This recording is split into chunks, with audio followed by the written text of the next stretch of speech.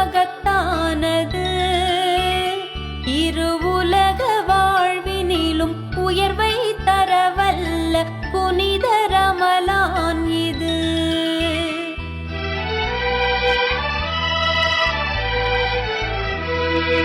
அருளை பொழிந்த நல் புனித மாதம், இதை இழக்க மனம் இல்லையே. இங்கு ஆண்டுக்கொரு முறை